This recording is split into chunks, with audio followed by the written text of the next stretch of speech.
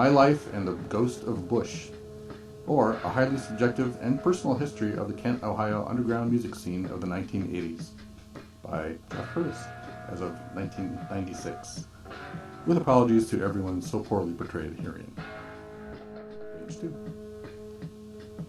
In 1981, I graduated from high school in Toledo, Ohio. When deciding which college to attend, I thought I'd check out Kent State, which claimed to have the largest art department of Ohio State's universities. Also, having been a reader of Trouser Press magazine for a while as a high school student, I was aware of some kind of cool underground music scene in the Kent-Akron area. Devo, The Pretenders, etc., which of course had all left the area by that point. Human Switchboard. Page 3. On my first visit to the KSU campus, I spotted a flyer for the Human Switchboard playing at an area club. Recognizing them as a cool band from having read Trouser Press, I decided on the spot, this must be the school for me.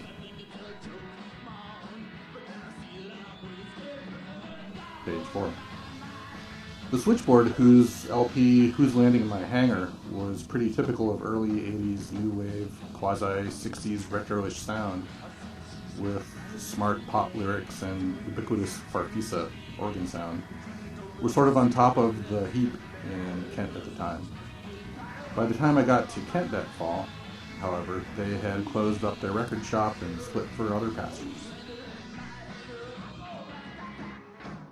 That's not right. Page 5.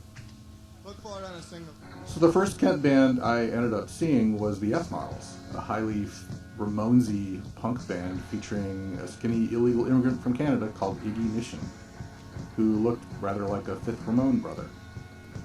This show was at JB's Down, a basement club that usually hosted underground type music, appropriately. Page 6. At the same show, my first week in Kent, I first encountered two fellow future bandmates, a young Johnny Flem, a Kent native teenage punk who somehow hung out at JB's, age 7, and Randy Russell, who, like me, was laughing at Johnny Flem's antics and who totally looked straight and normal to me, except for a huge, almost maniacal grin aimed my way.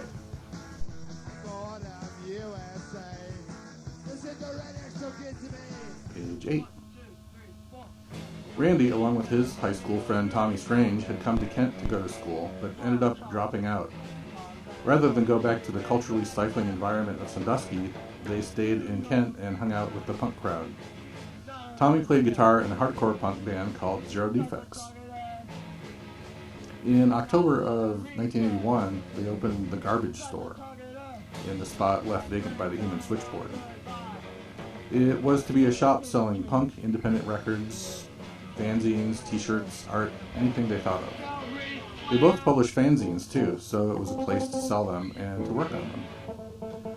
On my first visit there, I met Keith Busch, page 9, who startled me with his sense of humor.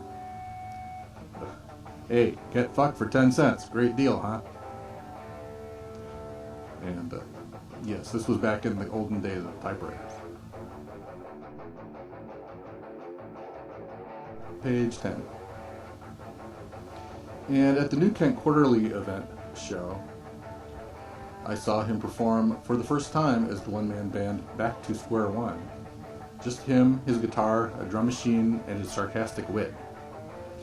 I was impressed by the variety of sounds he got from his guitar, the playing somewhat like Lou Reed's on the early Velvet Underground albums. Also that night, page 11, another minimalist act, Rapid Eye Movements, before REM was big, with Rob Lightbody, later of Dink, and another guy, hypnotic techno music. Page 12. At about the same time, the Garbage Store started hosting shows for bands who weren't ready to play at JB's yet. The first show I saw was the Bettys.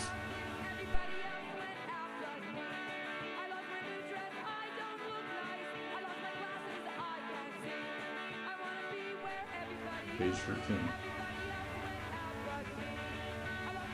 featured Kent's first all-girl band, the Bettys, and a Joy Division-influenced band called the Terrible Parade.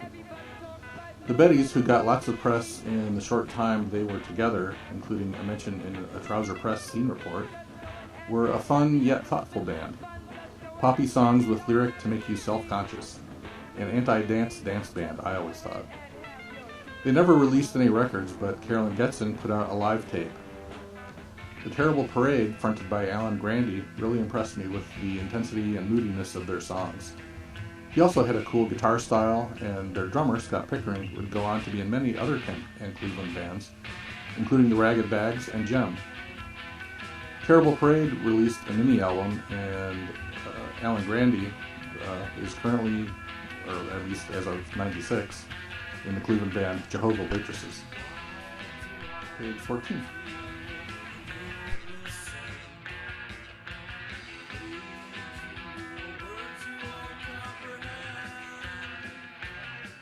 Page 15. There was also, throughout the 80s in Kent, a very strong hardcore punk scene. In fact, for a time, it was hard for a band to get a show if it wasn't hardcore. However, I must admit I never really got into that music much, and can't say much about the hardcore bands I can remember. Zero Defects, PPG, Plasma Alliance, Doom and Legion of Doom, Dead but Unburied, etc., etc., etc. But most of the people that I knew from the hardcore scene were pretty cool, and everyone hung out at the same places. I even did a photographic report for an anthropology class that I was taking at the university, taking pictures of some of the more colorfully dressed and coiffed punks, reporting on the scene and the lifestyle that gave a bit of a shock to my professor. The punk look back in the early 80s was far from common in Ohio, and still kind of scary looking to most people at that point. My anthropology teacher voiced great concern for my personal safety, and I got an A on the report. The footnote there says, mentions that Brad Warner, the Zero Defects bassist, put out several albums as Dementia 13 on Midnight Records, which was totally psychedelic stuff. And, at the time that this comic was done, I knew that he had been issuing English in Japan. I had heard that, and now he's a very famous Zen author. Page 16 is a picture of Jacques.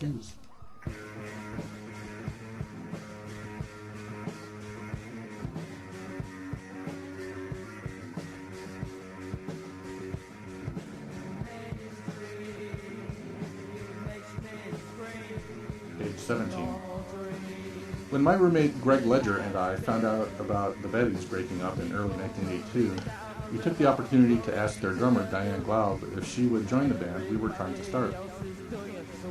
Greg, or Howard Sprague as he was known by his punk friends, didn't play anything, but fancied himself a singer and had a lot of songs up his sleeve.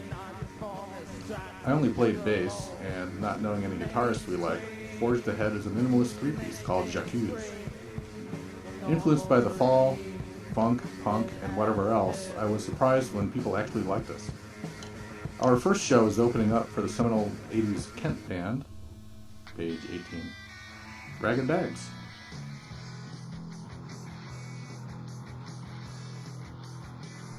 Page 19. The Ragged Bags. Keith Busch on guitar, Tommy Strange on vocals, Randy R. on drums, and Johnny Flem on bass. They started out to be a blues band. With too many other things on their minds, this idea quickly faded, but the blues influence stayed. With the insane, psychedelic, expressive guitar playing of Keith's and Tom's Midwest outcast punk attitude songs, the Bags were truly a white version of the deep blues, if there ever was one.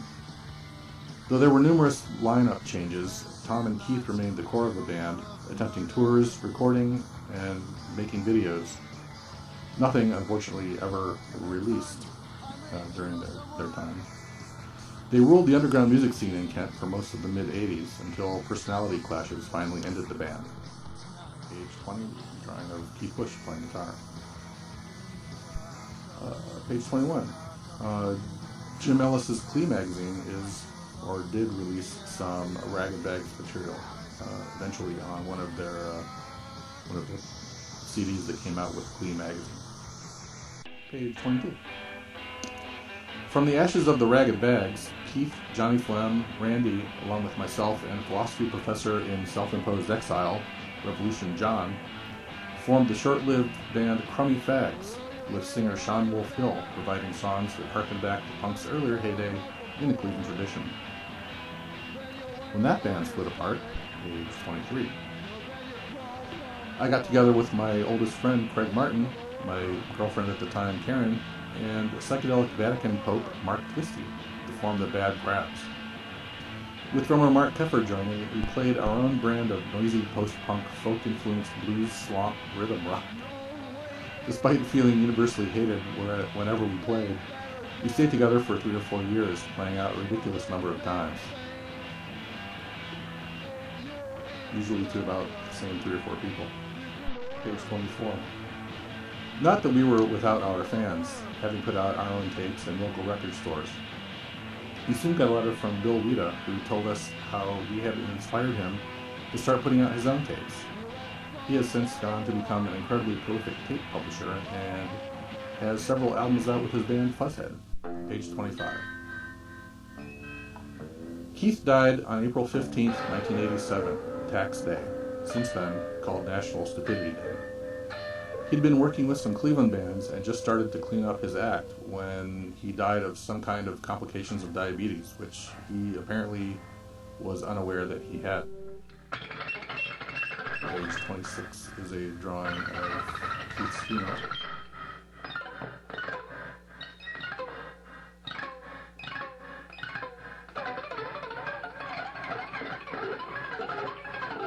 Page 27. While he was not universally loved, respected, or admired as a person, Keith's musicianship was widely known and admired in the area. He was sort of looked upon by area underground musicians in the same way as someone like Jimi Hendrix was to more mainstream rock guitarists, and numerous area musicians were present at his funeral.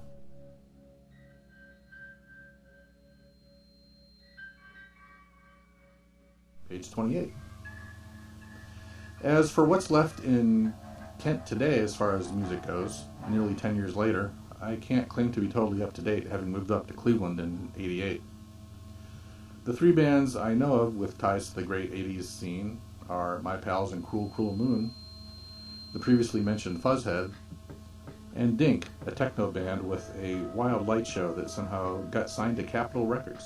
Page 29 is a drawing of Cruel Cruel Moon,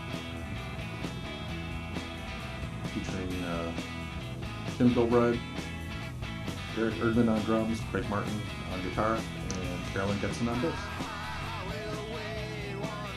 Page 30, drawing of Fuzzhead, with Bill Wita on the longhorn guitar. Page 31, it's a drawing of Dink.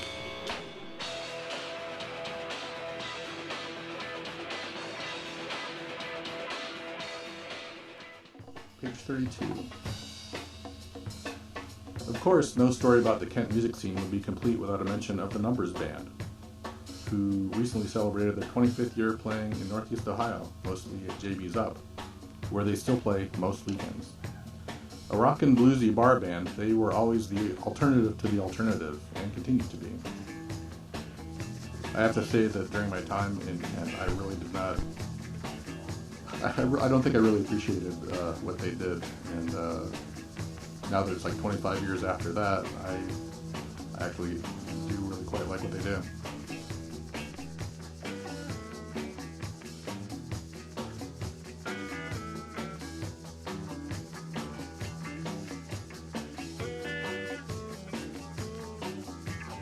Page 33. Well, I know I've skipped a load of bands and a ton of history here, but hey, it's my comic, and this is what I wanted to tell you about, or what I could cram in about what I could remember anyway. I feel lucky to have been a part of such a fertile scene.